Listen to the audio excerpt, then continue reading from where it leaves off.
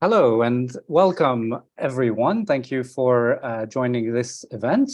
My name is Pierre Prakash. I'm the Asia Program Director at International Crisis Group, and I'll be moderating the discussion today, which will focus on the ongoing crisis in Myanmar. I'll introduce our panelists in a second, but before I do, I just wanted to briefly introduce our organization. For those of you who are not familiar with International Crisis Group, we are a policy-oriented advocacy organization focused on conflict prevention and resolution. We have a network of analysts who are based as much as possible in the field, meaning in the countries or regions that they cover. And our research methodology includes speaking to all conflict actors in order to come up with pragmatic and actionable recommendations for conflict actors, recommendations which are geared towards preventing, resolving, and a lot of the time mitigating the impact of conflicts on civilians around the world. We have been working in Myanmar for many years, particularly on the peace process with ethnic armed groups that was underway before the February 2021 coup, but also on the Rohingya crisis, the drug trade, the influence of militant Buddhism in Myanmar politics, and many other topics over the years. And of course, over the last 2 years, we have been following and documenting very closely the post-coup situation across the country. And we've published a series of reports and briefings on this post-coup crisis, which are all available on our website if you want to dig deeper after this event. I now want to introduce our panelists. First, we have Richard Horsey, who has been Crisis Group's senior advisor on Myanmar for many years. Richard holds a PhD in psychology, speaks fluent Burmese, and has worked on Myanmar for over 25 years, including as the country representative of ILO, the International Labour Organization, before working with Crisis Group.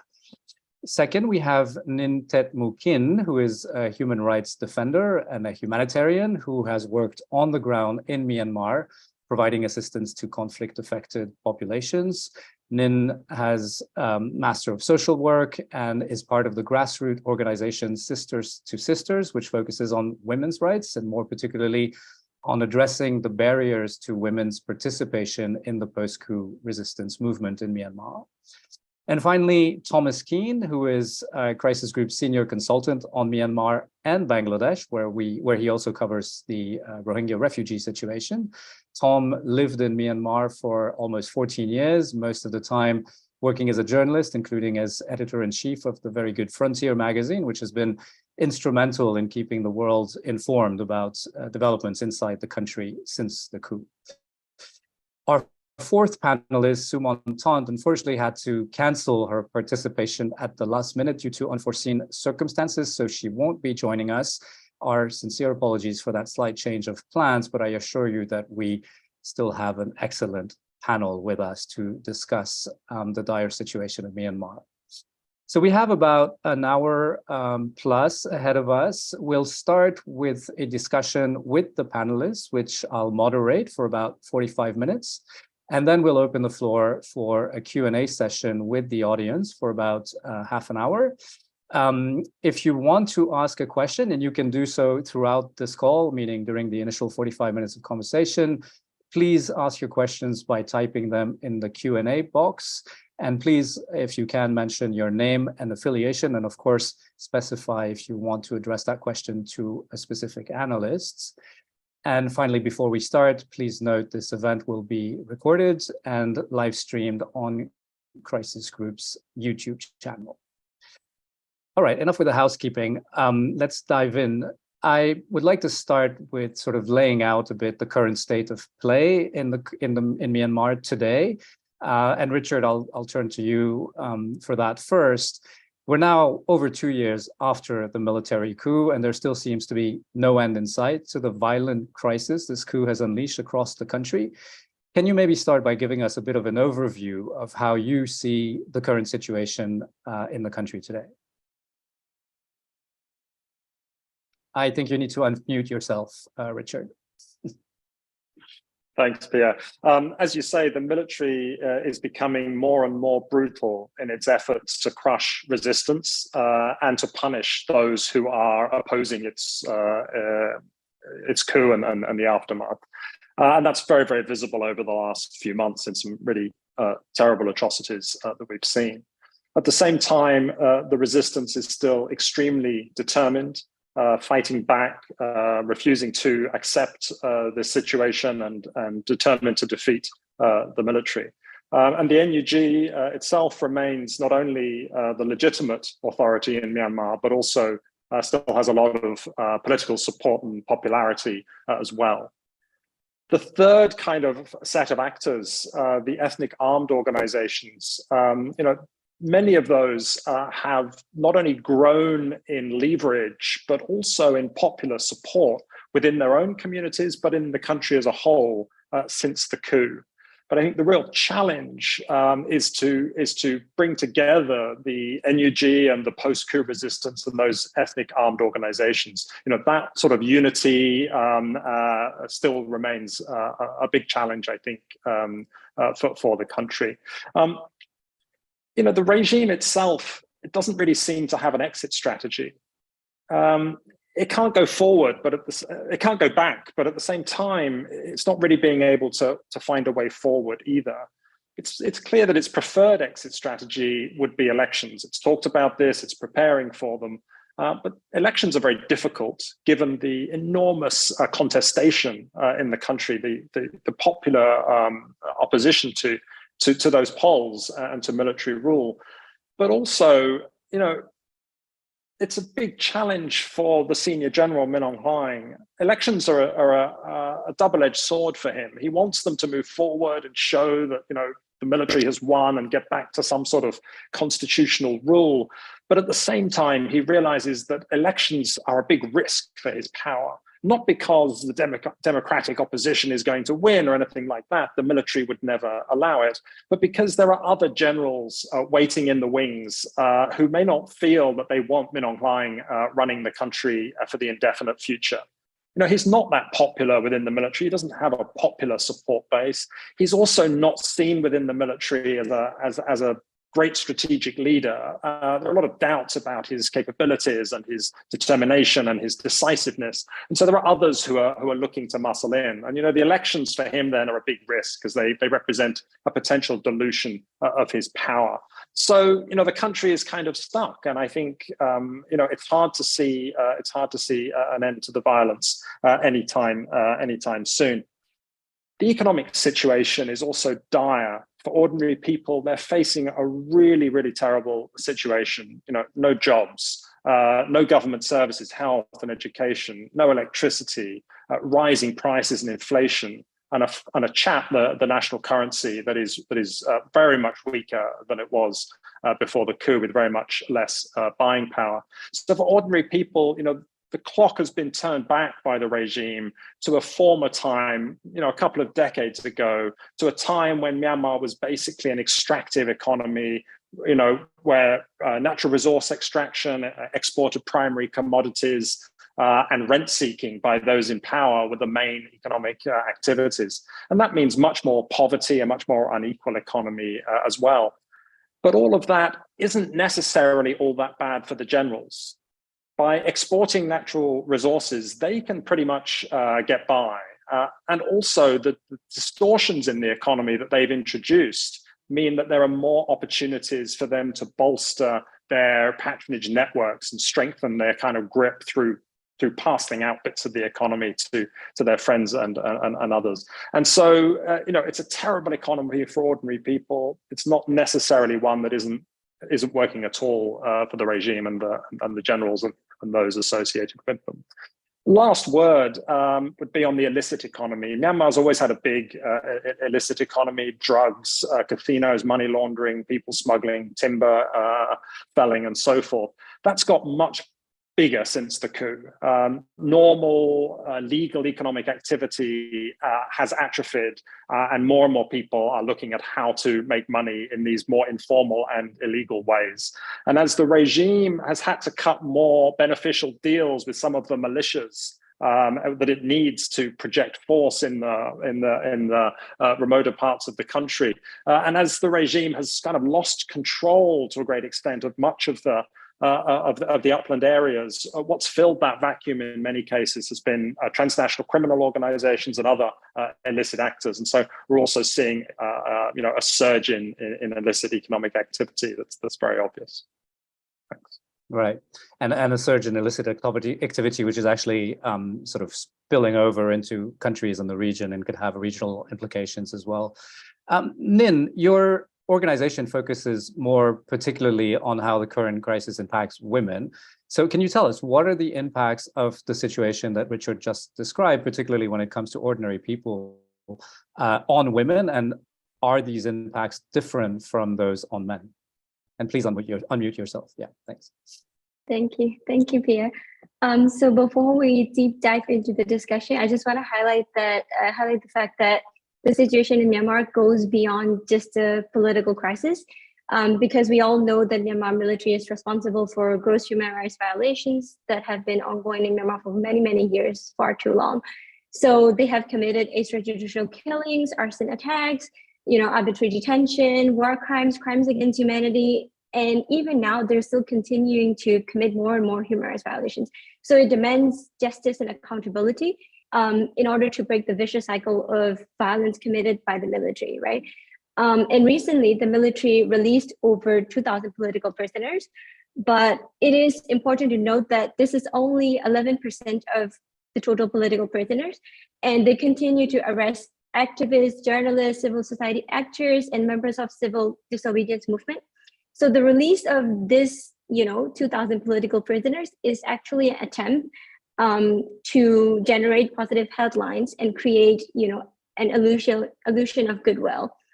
So to go back to your question, PA, the impact of the coup and subsequent violence is actually not gender neutral, because women and girls face specific challenges, including, risks of sexual violence, gender-based discrimination, doxing, as we can hear, and then limited access to essential healthcare. So, for example, sanitary pads, birth control, and health education. And according to the data by AAPP, Assistance Association for Political Prisoners, more than 400 women have been killed and more than 4,200 women have been arrested. And we also see reports of female political prisoners tortured in prisons and sometimes in detention centers. So for example, in Mandalay Obo prison, we heard reports of that. But more importantly, we're also witnessing recent cases of sexual assault. And some of the worst incidents happened in very notorious detention centers like, Mandalay Palace Interrogation Center, and then YGI, like the very notorious YGI Interrogation Center. And we also see reports of the hunter soldiers raping women and girls, including new mothers. So there was a case happened in Chin State where the 3 hunter soldiers raped a new mother who had just given birth like a month ago, and then they forced her husband to watch as they raped her. So, but these horrible cases are not new, because the military has been using rape as a weapon for many, many years, not just, the Burmese Buddhist women, but also, minority ethnic women. So I think the rise of militarism in Myanmar is accompanied by the rise of patriarchy, and it is a very deeply concerning issue. And I just want to say, there was a case of a model called Nam Hui San, who participated in anti-military protests, and she was sentenced 6 years in prison under, under the title of destroying the image of Burmese culture. So those sort of things, we can see that the patriarchy is also rising and impacting women a lot. And the physical sexual assaults are not the only issue here. We also have digital issues targeted against women. So pro-military supporters, they have Telegram channels using patriarchy and nationalism as their key themes or core values. So those pro-military social media users would, create sexualized disinformation campaigns against women, particularly politically active women. And they would depict them as, impure or promiscuous or sexual. And those sort of things, you can see a pattern there, right? The patriarchy and the nationalism, and then the military support for military. And also there are doxing against women, spreading rumors and hate speech, defaming them, through the use of like digital privacy attacks and harassing them digitally. So the impact of that is the women censoring themselves when they speak. So people like me and other people who are politically active, when they speak, they would have to think first before they speak. Now that, you know, the impacts are on them. So it is actually a very big threat to their freedom of speech, and then for their political participation and participation in the public sphere.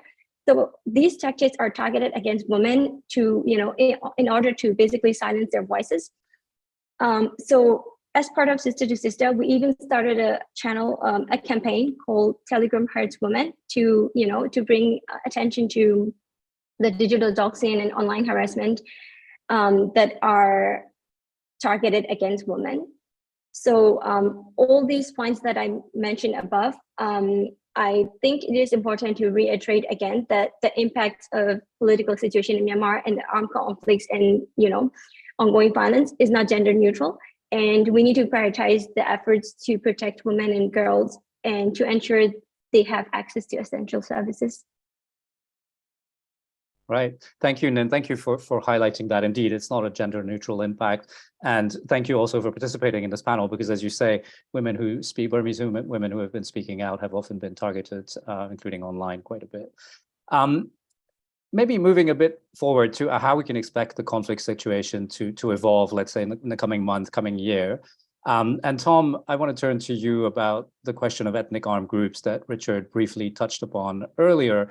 You've worked extensively on the dynamics involving these groups over the years, and these groups have become very important actors in the post-coup scenario. Some groups have, you know, they've adopted different positions in regard to the current conflict. Some are negotiating with the regime, others are fighting against it, sometimes alongside newly created resistance forces, and yet others are seemingly just hedging their bets for now. Do any of these groups seem likely to make any big moves over the coming year, particularly the ones that are hedging? And what factors do you think could compel them to either work with the regime or fight against the regime? In other words, to sort of take sides in this conflict? Yeah, thanks, Pierre. And thanks, Nin and Richard, for your comments. So that's right. The coup has really forced each ethnic armed group in Myanmar to make some big decisions. Primarily about whether and how to engage with the military regime, with the NUG, with other anti-military forces, and so on. And we've obviously seen mixed responses. But I'd say now we've got 4 distinct blocks that have emerged. So those cooperating openly with the NUG, those that are mainly talking to the regime, and there's 2 blocks that are somewhere in the middle. But I think it's right to say that most armed groups have hedged their bets to some degree, which reflects, you know, a level of uncertainty about how the conflict is going to play out. As Richard said, it has also been difficult for the NUG and the ethnic armed groups that it's working with to build a really kind of united front against the military regime. The positioning of EAOs depends on EAOs, ethnic armed organizations. Depends on a range of factors. Of course, you know, there's China's influence, which has been in the spotlight a lot lately. There's what the regime might be offering, whether it's political or economic incentives. There's their internal political culture and their political goals. And, you know, some groups, they might just be too small to defy the military. It's an easy decision for them. But I think one of the most important factors that doesn't probably get the attention it deserves is the pressure from their grassroots and also what you might call their elite supporters, like politicians, civil society, community leaders, the diaspora. This has really been a big factor in how a lot of ethnic armed groups have responded to the coup, and I think more than has been acknowledged. And it's these same factors that will dictate the decisions of ethnic armed groups as we move forward over the next 6 to 12 months, but also the years ahead, because this is going to be a prolonged crisis, a prolonged struggle. And I think it's going to be hard for an EAO to shift its position unless the change reflects a similar shift among its support base. And I don't think we're at a juncture really where EAOs are coming under a lot of grassroots pressure to, for example, start talking to the regime or to cooperate much more closely with the NUG. And the time frame for that kind of a shift is, as I said, likely to be years rather than 6 months. I think the big watch, of course, is China. It's become much more active in recent months in Myanmar's conflicts. And part of that is a desire to ensure stability in the shared border area. So it's pressuring both the military and the northern armed groups to avoid conflict, and also for those armed groups to limit their ties with the NUG. So this is going to have some effect, but I'd caution also against overstating China's influence among all of the northern groups and also in Naypyidaw as well. China is certainly the most influential foreign actor in Myanmar, but there are real limits to that influence. For some of the northern groups, the KIA in particular, but also the TNLA, what China wants them to do is often at odds with what their political base wants them to do. So they really need to balance those two competing forces. And I think this has been quite evident with the TNLA, for example, the Ta'ang National Liberation Army, which has faced that grassroots pressure to support the resistance. But it also hasn't been very public about that support, about providing that support, because of awareness about how China would respond. I think the groups that stand out to me that we should be watching closely are those that have been somewhere in the middle.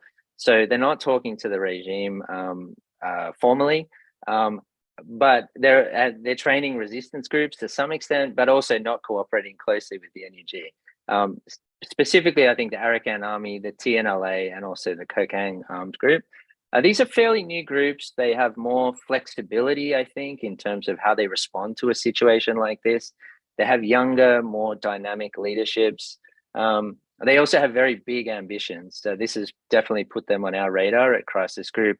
We've done quite a bit of research on the Arakan Army, on its new governance structures, how it's used the coup to expand its influence in Rakhine State. But the TNLA and the Kokang armed group are trying to emulate the Arakan Army in this respect. The AA has also said that it wants a confederate status, which is kind of like a full autonomy, but short of independence. And this goes beyond what most of the older ethnic armed groups are seeking. So I think these are the armed groups that we should be watching in the months and years ahead. Right. Thank you. Yeah, particularly complex picture. I mean, there's so many of these ethnic armed groups with different affiliations, different loyalties, and as you mentioned, also sort of China in the background when it comes to the ones on the northern border. Richard, maybe coming back to the sort of wider picture, we've seen it seems what is an increase in indiscriminate attacks by the Myanmar military in recent months. I'm thinking particularly of what was called the thermobaric bomb that killed at least 168 people. I think the toll is now even higher. Last month in Kambalu Township in Sagaing Region. Why is the military targeting civilians in this manner rather than focusing on the resistance forces? And what are the implications of that? Right.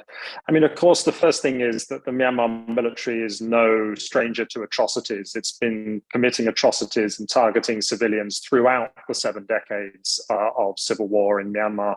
And it's long had a strategy, the 4-cut strategy, which deliberately targets civilians as an essential support base for insurgents. So that aspect of it, the atrocities and the targeting of civilians, I think is not that new. But I do agree that we are seeing something quite new these days. That bomb in Baziji village, the attack on the Kachin gathering last year, a number of other bombing raids. We've seen a big increase in the use of air power and bombs. Why is this happening? Well, I think there's no single simple answer to that. I think there's a number of factors which have converged. The first is just that the Myanmar military has new capabilities now that it didn't have before. Most of those actually acquired from Russia over the last 10 years. And that includes new jets with new capabilities. It includes specific helicopter gunship platforms that they've purchased and new weaponry as well. So these bombs that they're using, many of them are very large, 500-pound bombs. They do a lot of damage. But they're also smart bombs. They're being targeted with very high accuracy. Single bombs are hitting targets direct on. Some of these raids are happening at night as well, so targeted, precise bombing at night. This is new capabilities for the military, and I think they've acquired them and they've got them in their arsenal, and they want to use them. I think that's one element of this. But the other is that I think that all of these systems that they've acquired from Russia, and the thousands of Myanmar military officers who've been trained in Russia over the last decade or two, they haven't just learned how to operate these weapons. They haven't just learned military technical subjects. I think, over those years of engagement with Russia by those thousands of soldiers, they've also absorbed some of the war fighting ethos of Russia. And, the way that Russia fights wars, as we've seen, right now in Ukraine, in Syria, in Chechnya, it fights wars with destruction, with air power, and with callous disregard for the lives of civilians. And so I think for the Myanmar military, they're copying and looking up to, in some respects, the Russian military. And so for them, this is kind of, this is what militaries that we aspire to be like do. But I think there's another element as well. Many of these targets, particularly that gathering of villagers and some PDF people in Kampalu, this wasn't really a military target. Even if there were some weapons or ammunition being stored in the building, even if there was a dozen or two PDF fighters among the couple of hundred civilians there, this wasn't a significant military target. So why use a massive guided munition, high explosive yield munition against this? It's not for any military purpose, I think. It's for a psychological purpose. In addition to sort of attacking resistance, attacking the will of the people to resist, there's a psychological element here that they want to terrorize.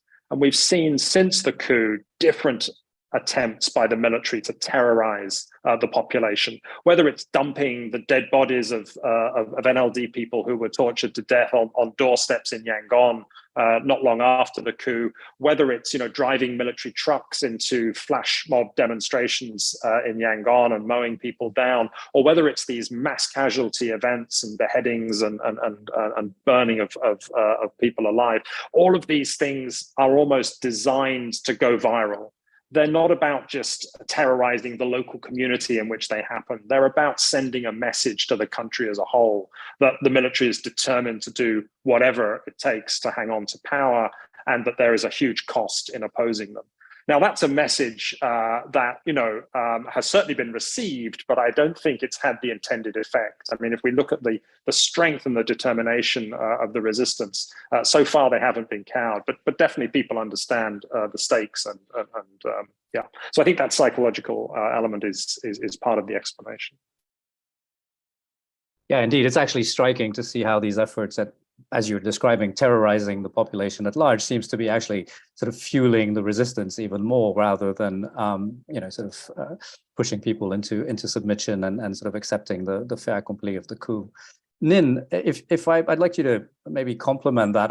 Given your work on running a local organization that was delivering aid to affected communities, can you tell us more a bit about what you and your colleagues are seeing on the ground, and what your primary concerns are for the communities? Particularly, there's been a lot of displaced communities as well. I don't know whether you're working with them, as this situation evolves and as the civilians take a major hit in this conflict. Thank you for the question, PA. I think the first one is we see the possibility of escalations, as Richard has mentioned, and use of high-tech weapons and other things in the conflict. So it raises serious concerns for civilians, including women and children. And I think the second one is torture and abuse and killings in detention facilities and prisons, because as Richard has already mentioned, the stronger the resistance becomes, the more violence they will use to create fear. And as we all know, the military has used, all forms of systematic torture and then other types of abuses in detention centers and prison, so that they can create fear among anti-military activists. And as we've also seen, detainees and political prisoners, they often face torture and detention, and especially women who are kept in detention and prisons. But it's not just for women in prisons and detention centers, but also for the women who have fled their homes. And particularly in areas affected by armed conflicts, women and girls are facing the risks of, sexual violence and gender-based discrimination, and as I've mentioned before, like rape and other types of assault. And they're also facing limited access to essential services. And I just want to highlight that, it is important to recognize that sexual assaults can be committed by anyone, whether it be from the military hunter soldiers or from the resistance forces. So because we're also hearing reports of such incidents at the border and sometimes in the military training camps as well. So I think it's important to highlight that whoever the perpetrator is, they should be held accountable. And protection of women and girls should be a priority, especially during armed conflicts. And the next one is urgent humanitarian needs on the ground, because millions of people are being displaced either internally or across the border to the neighboring countries. So access to essential services like clean water, food, healthcare, or education have been disrupted. And I think there is also risk of the military terrorizing aid, which is why the more violence intensifies, the more urgent and important it becomes to prioritize protection of women and girls and ensure their access. And I think my last one is health issues. When we talk about health, it is not just about physical health, but also mental health, because sometimes, we often say that the whole country is traumatized right now because we have seen the military committing crimes in, broad daylight in front of everyone. So we have seen protesters being shot, and we have heard reports of sexual assault and airstrikes, like BZG and many other things. So I feel like it is also important to talk about like the health issue. What if, COVID hits again, and, what if there's like communicable diseases spreading in the camps, either IDP camps or the refugee camps, but also the mental health needs. And we need to like shift the focus on the health as well. And my last point is, as we have seen in several instances, as Richard also mentioned, the military junta has attempted to weaken the resistance through increased violence and airstrikes and fear tactics. But I believe that those types of tactics will ultimately fail because the determination and resistance of people in Myanmar is far stronger than the fear tactics that they've been using.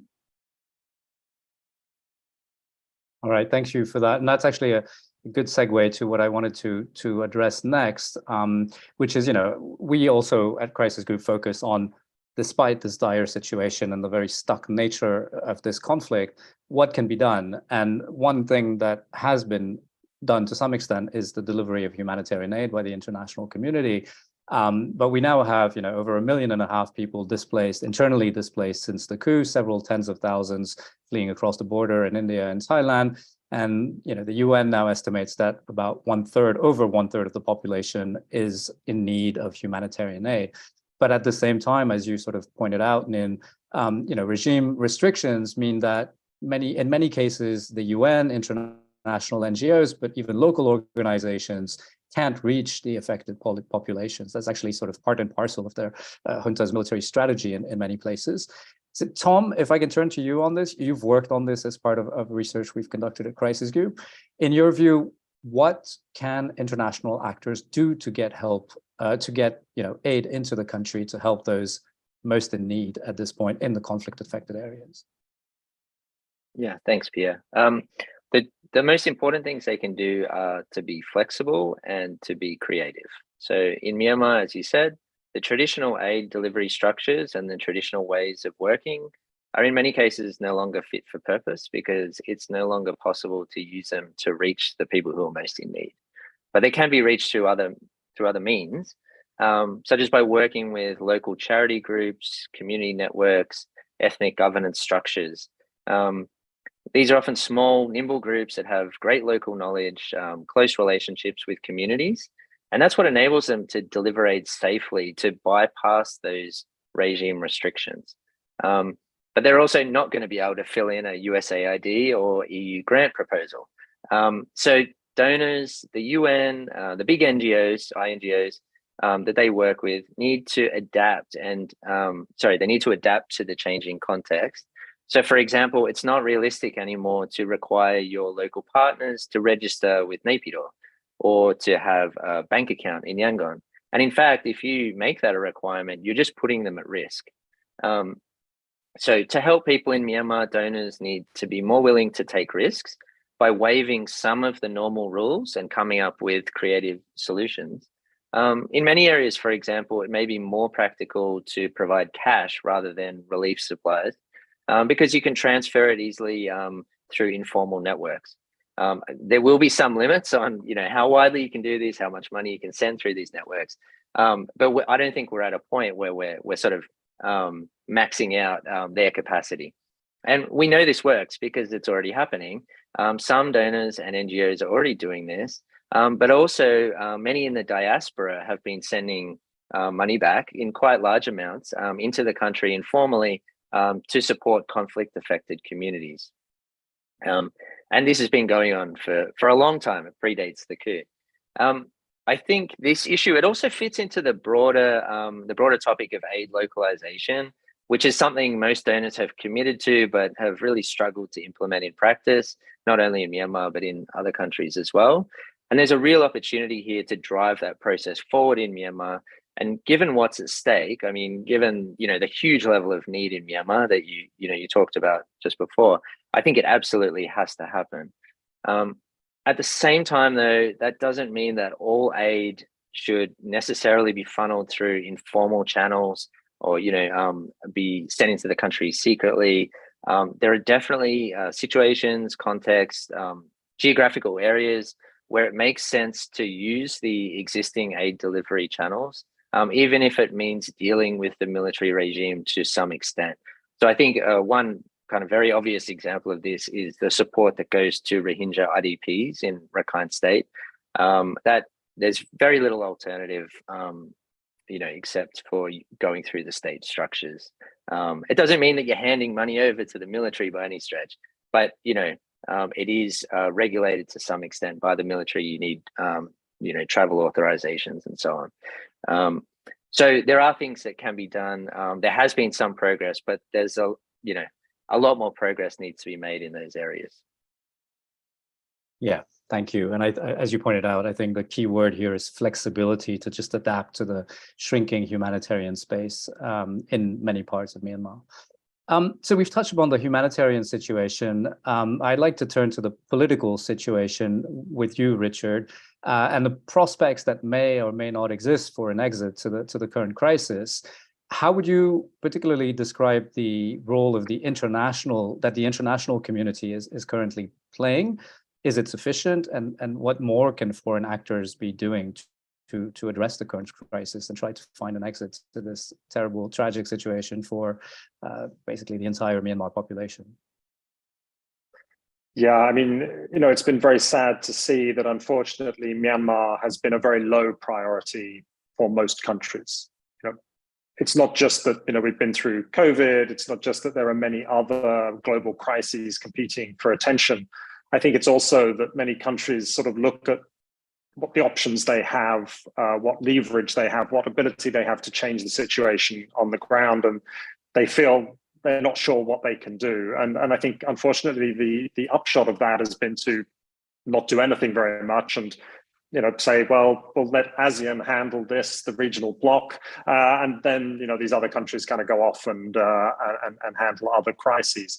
I think that's a great pity because I think there is more that can be done, and I think Myanmar is much more deserving of global attention, not just on the moral basis that this is a terrible situation that is unfolding that should hurt the world's conscience.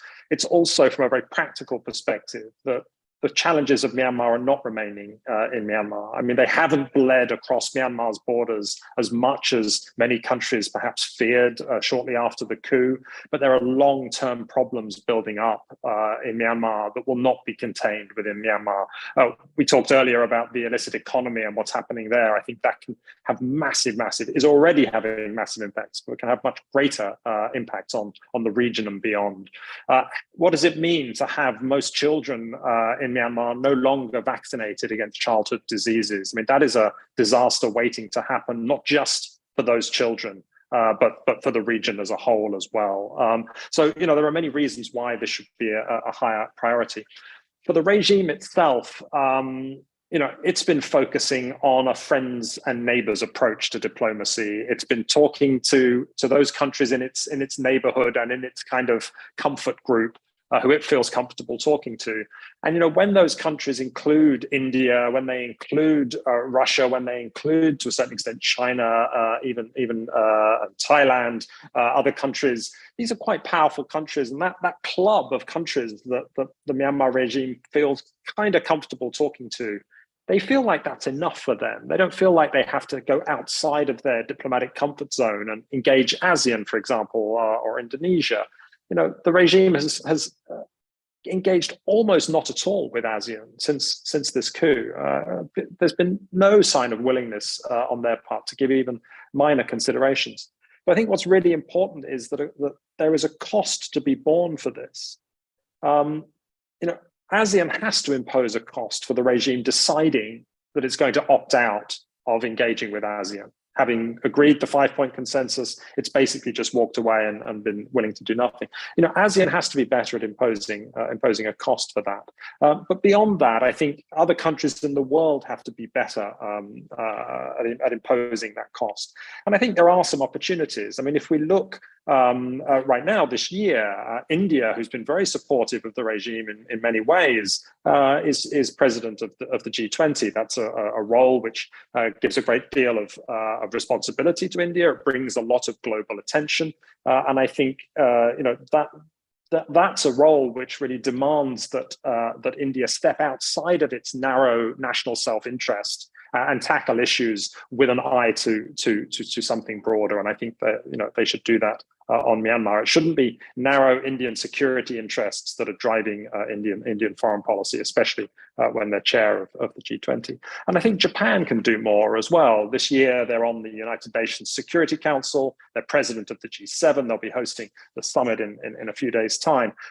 Japan, has not been best friends with the regime by any means, but they have tended to adopt an engagement approach based around national interest of Japan and geopolitical interest of Japan.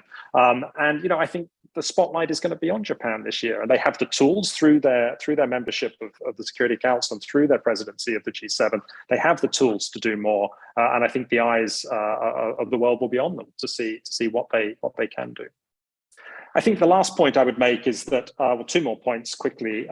China's re-engagement that Tom mentioned earlier, that's going to be very significant. Whatever China does, has a big impact in Myanmar. And what we've seen is that China is starting to kind of test the waters with re-engagement. This is part of China's post-COVID surge in diplomacy in the region, part of its neighborhood diplomacy approach. But many of the things that it's doing, even if they're not intended to be supportive of the regime, are very comforting to the regime. So increasing border trade, increasing trade in general, Foreign Minister Chen Gang going to Naypyidaw a few days ago, the highest level Chinese engagement since the coup with the regime. All of this provides a lot of comfort and a sense to the regime that China is moving in their direction rather than in the other direction. So I think we need to watch carefully what China does. And the last is Russia. I mean, I think one thing is the support that Russia provides to Myanmar. I don't think it's going to be easy to convince Russia to do anything differently there. But I think Myanmar should be facing a higher cost for its role in supporting Russia, in being a very staunch supporter of Putin and what Putin is doing, and even potentially a weapons conduit right now for arms to Ukraine, to the Russian army for use in Ukraine. The Myanmar regime has avoided very much international scrutiny on that point, and I think that's an area where there should be much greater price being paid by the regime for those actions. Right. I'll just point out that we actually at Crisis Group published a briefing this week about what we thought should be priorities for the G7 to address at their meeting in Hiroshima, and we did have Myanmar in that list. And it is indeed not getting the international attention that it should be receiving, particularly from the Western world, who's been quite happy to delegate that to ASEAN. Nin, if I can ask you, do you want to add anything to that? I know that, the sort of lack of international mobilization around Myanmar has been a great source of frustration for many Burmese citizens. How do you feel about that? Do you feel that there should be more engagement, and what do you think they should be doing more on top of what Richard just explained from your perspective? Yes, I think I absolutely think that they should step up and do more, especially because it is not just like a one-time issue, because this is ongoing for a long time, right? Not just the coup, but also the things that happened before the coup. And we can see that the attention span of the international community is just like very short. So it would just be like one issue to the next, one issue to the next, So I think it is important to put in long-term efforts rather than a one-time bandage.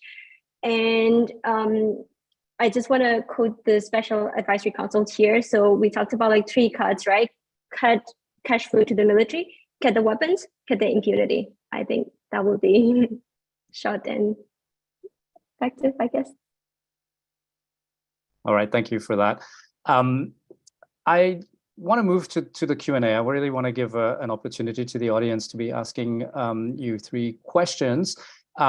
So I think, we had a bit of an overview. We didn't touch upon everything I was hoping to touch upon, but hopefully that will come through in the Q&A as well. Thank you, very much to the 3 of you for your inputs. I think we have a good overview, and we can now, depending on the question, sort of dive into various aspects of this crisis.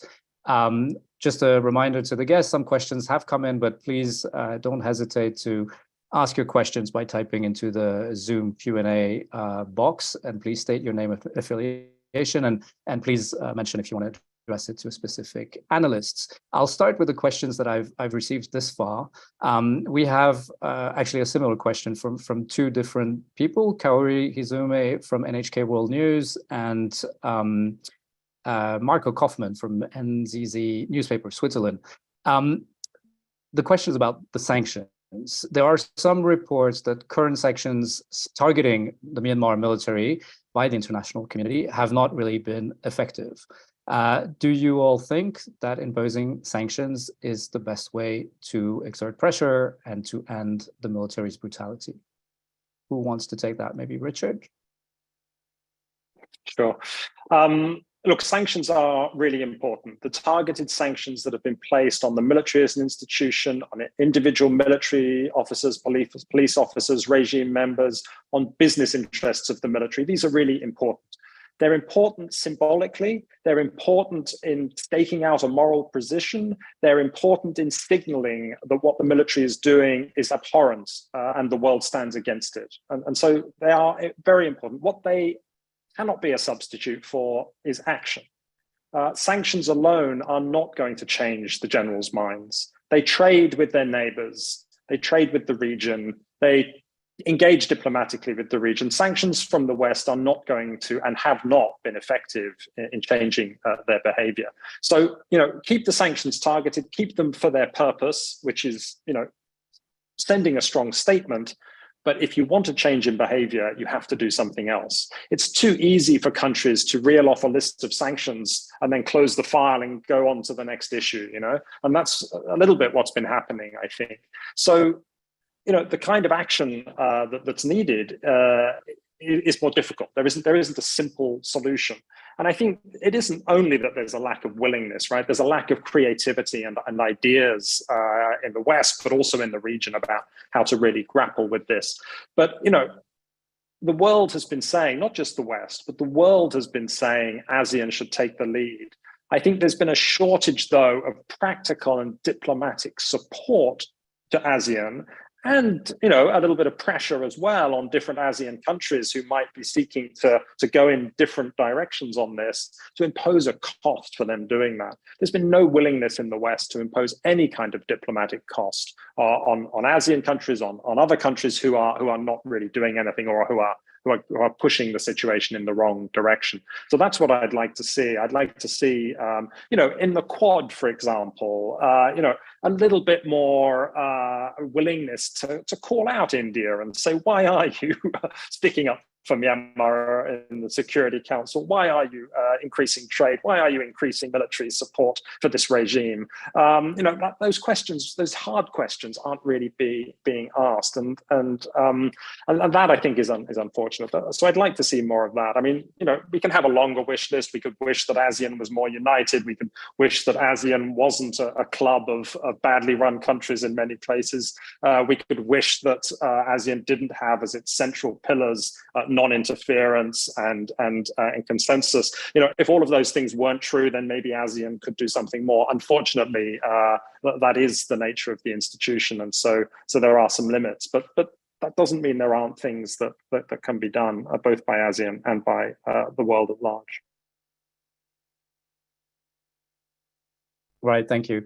Yeah, on India, that's particularly striking. I think it's something we see regarding Ukraine as well, is that nobody's ready to really tackle or take on India, because everybody considers, or many in the international community, in the Western world in particular, consider India to be a future, or present, but mostly future, counterbalance to China in the region. And that sort of gives India a lot of leeway in what it is able to get away with.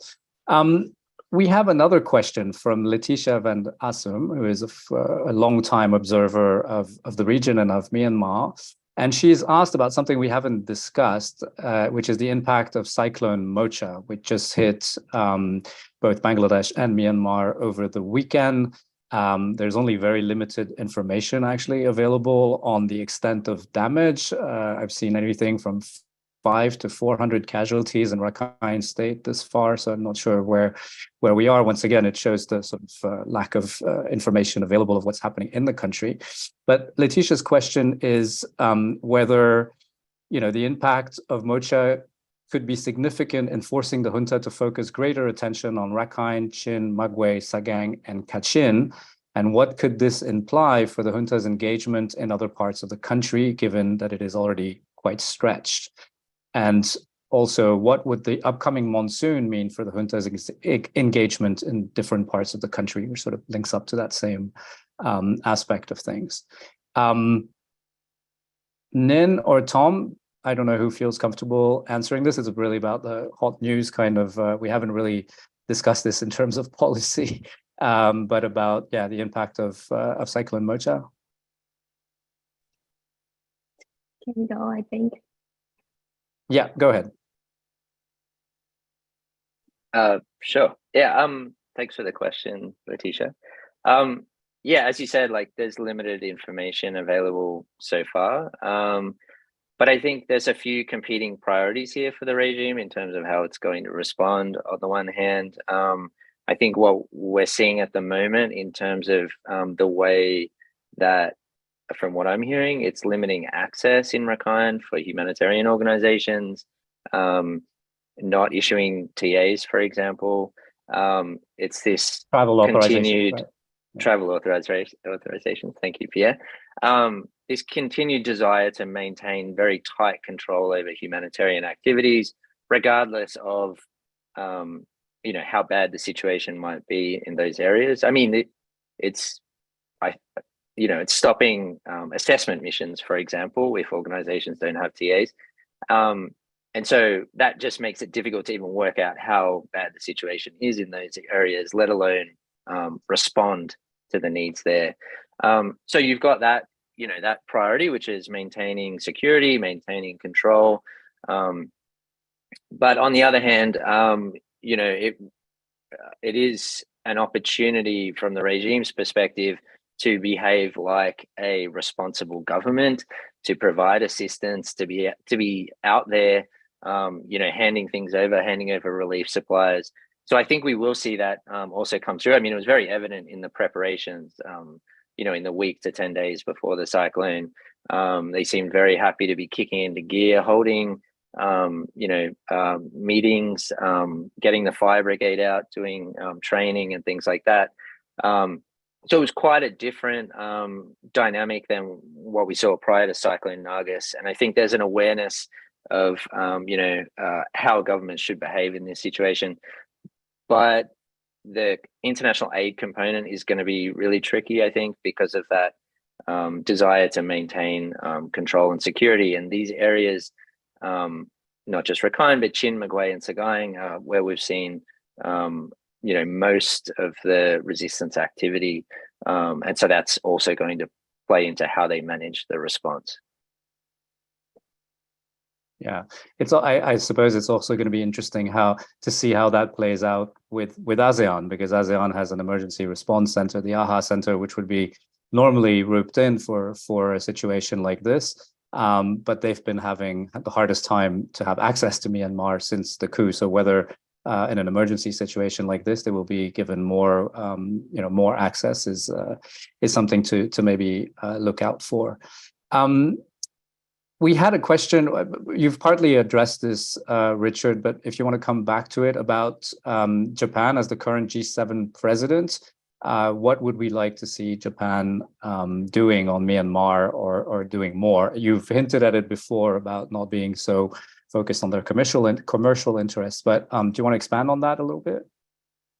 I mean, I'd just say that, Japan has been very keen that this summit not just be a Ukraine-Russia show, right? They've wanted to make sure that there is regional focus with Japan as the president being held in the region. They want some regional issues addressed. Obviously, they want China issues addressed, but they can't have both ways, right? They can't demand that issues in the region form an important part of the summit and then leave out Myanmar, which is a critical crisis in the region. So I would like to see them tackle the Myanmar issue, not as kind of two lines buried somewhere in the outcome statement, but as an issue, as a topic for debate, where people can really come together. And that's an opportunity then for other countries to give their views, to push a little bit, to get more substance into this situation, and maybe push Japan a little bit beyond its comfort zone on this. I don't have specific proposals, but I think everyone knows we've been talking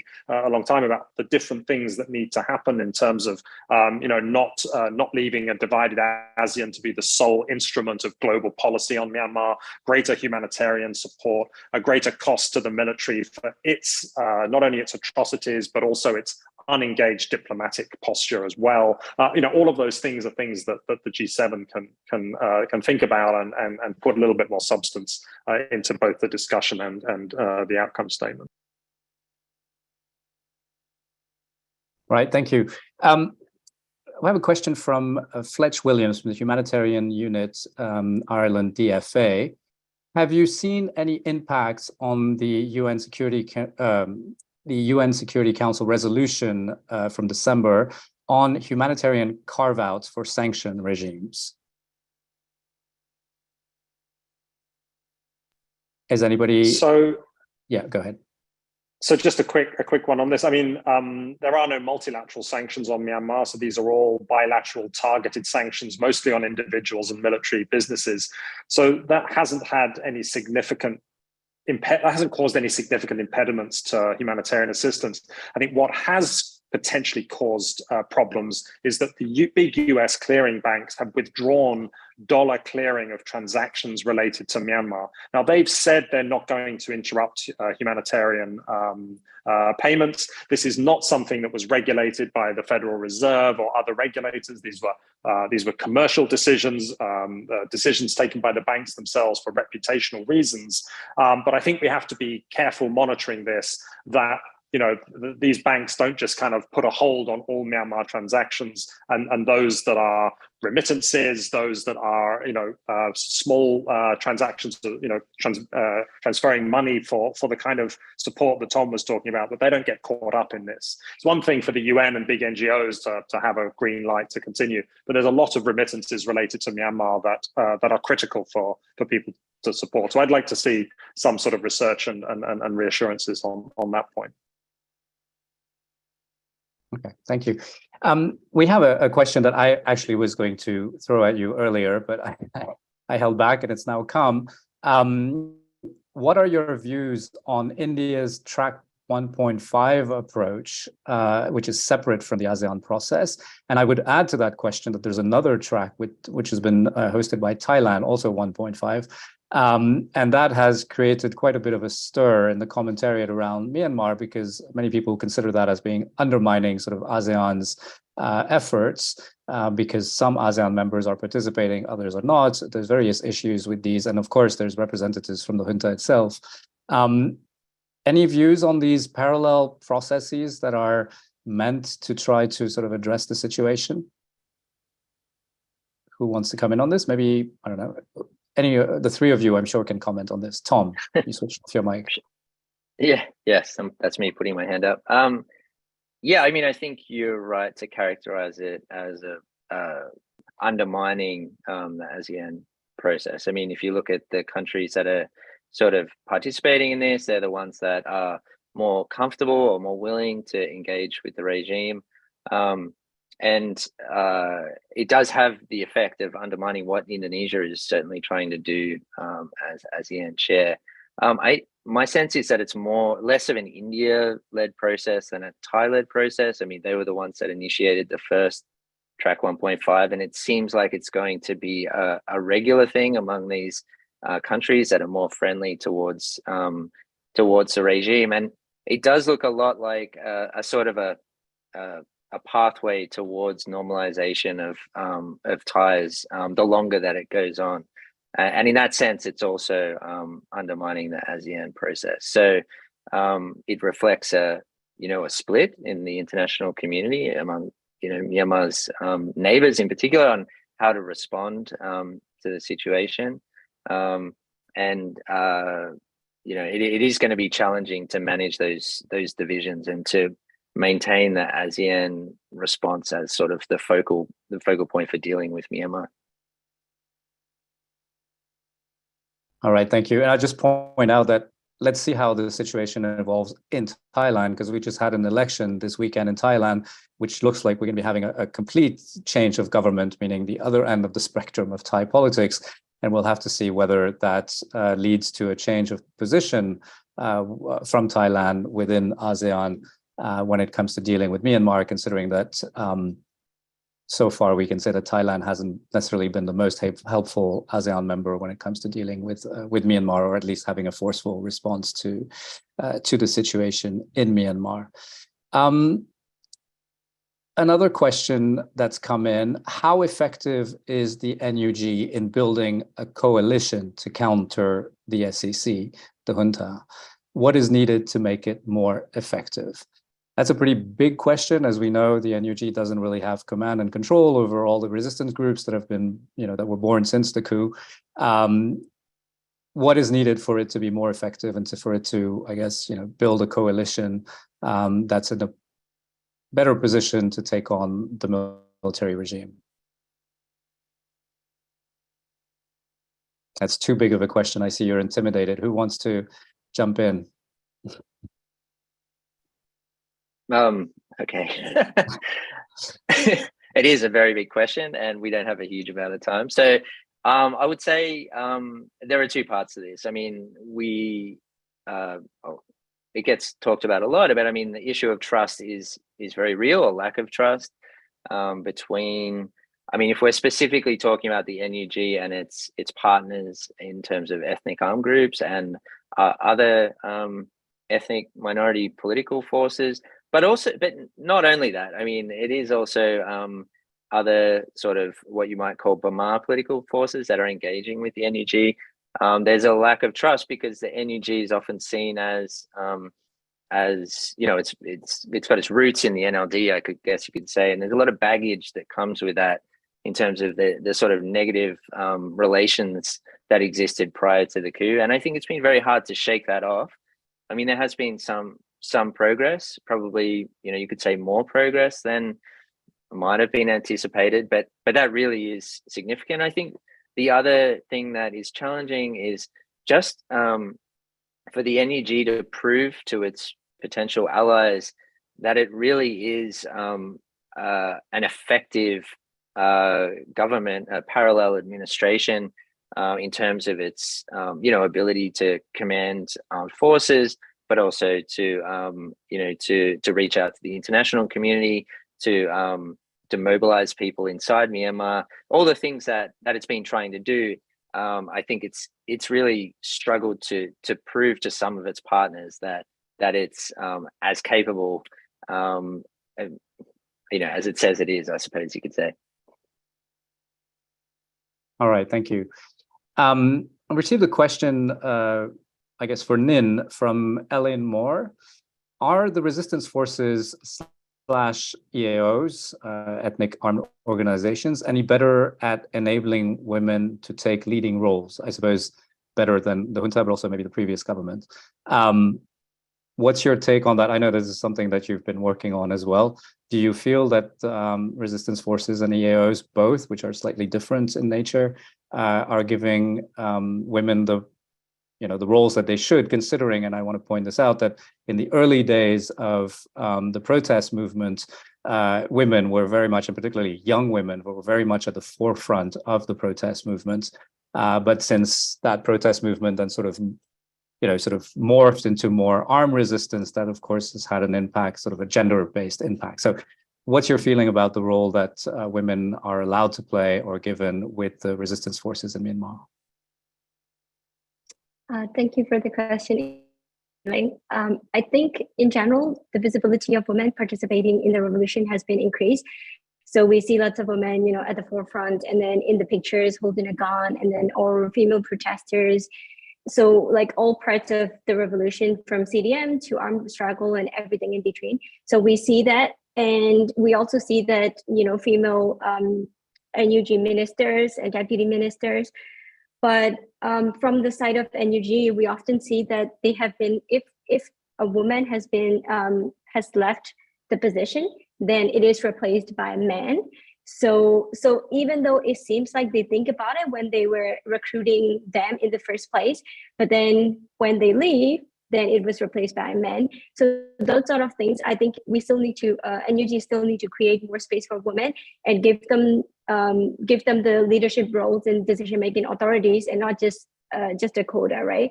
And we also see that they give positions related to stereotypical gender roles. So for example, women, youth and child affairs, the ministers, but if it's related to like the military or, something that is associated with stereotypical gender roles, then men are given.